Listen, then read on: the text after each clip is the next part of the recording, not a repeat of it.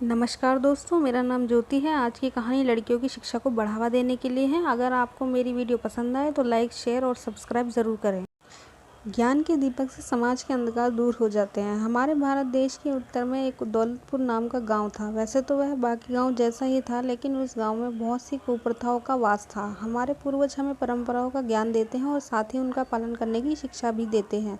भारतीय होने के नाते हमें अपने देश की परंपराओं का ज्ञान होना भी चाहिए, लेकिन कुछ जगहों पर आस्थाओं के नाम पर लोगों के साथ अत्याचार होता आया है, जिसकी सबसे बड़ी शिकार औरतें और लड़कियां रही हैं। दौलतपुर में भी ऐसी कई कुप्रथाओं को माना जाता था, जिनमें अहम थी लड़कियों को पढ़ने ना देना। वहां ऐसा माना जाता था कि जो लड़की घर का काम ना करके पढ़ाई करेगी तो उसे नरक की प्राप्ति होगी। उसके जीवन में कुछ भी अच्छा नहीं होगा, ना ही उसकी शादी अच्छी जगह हो पाएगी, क्योंकि उस समुदाय के मुखिया तथा सरपंचों का मानना था कि पढ़ने लिखने से लड़कियां शहर जाने लगती हैं, जीन्स टॉप पहनने लगती हैं, अपनी बातें रखने लगती हैं और सबसे ज़रूरी वो खुद को एक पुरुष के बराबर मानती हैं। उनके लिए दोनों एक समान है, जो कि उस गांव को मंजूर नहीं था। उनको इससे शर्मिंदगी महसूस होती थी। उस गांव में यही प्रथा थी, लड़का होगा तो पढ़ेगा लिखेगा और फिर नौकरी करके अपने परिवार का पालन पोषण करेगा। यदि लड़की होगी तो बचपन से ही घर के काम सीखकर 16 साल की उम्र में ही उसकी शादी कर दी जाएगी। अगर किसी लड़की ने इस प्रथा का विरोध किया और लड़की पढ़ती हुई मिली तो उसको सरपंच द्वारा सजा मिलेगी या परिवार का राशन पानी भी बंद हो सकता है।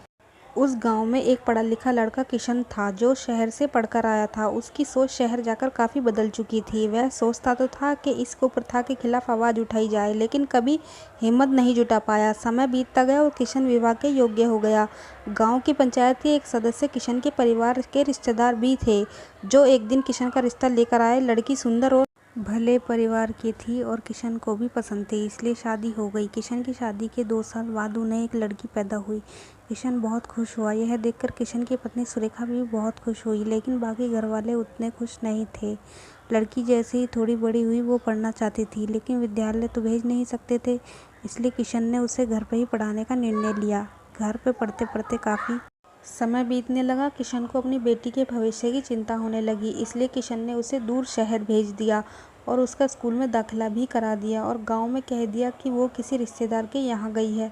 किशन की बेटी डॉक्टर बनना चाहती थी, इसलिए उसने डॉक्टरी की पढ़ाई शुरू की। एक दिन किशन की तबीयत खराब हुई तो किशन की बेटी नंदिनी उनके गाँव आई। कुछ दिन घर पर रही और सभी को नंदिनी की पढ़ाई का पता चल गया और गांव के सरपंच ने पंचायत बैठाई। सभी ने किशन के परिवार को राशन पानी बंद करने की सजा दी। तभी गांव का एक बच्चा बेहोश होकर गिर पड़ा और नंदिनी ने उसको तुरंत देखा और कुछ दवाई लिखकर दी तो वह बच्चा एकदम ठीक हो गया। यह नज़ारा देख गांव के लोग अचंभित रह गए और नंदिनी की सराहना करने लगे और पंचायत का फैसला बदलने की मांग करने लगे। किशन के रिश्तेदार, जो कि किशन की पत्नी का रिश्ता लाए थे, साथ ही वो पंचों के सदस्य भी थे, उन्होंने भी किशन का साथ दिया और पंचायत अपने फैसला बदलने पर मजबूर हो गई। अब दौलतपुर में लड़कियां पढ़ सकती हैं, लेकिन कुछ परिवार अभी भी पुरानी प्रथाओं को मानते हैं। हम सबको मिलकर ऐसी कुरीतियों को अपने समाज से बाहर करना है। उम्मीद है आज की कहानी आपको पसंद आई होगी। धन्यवाद।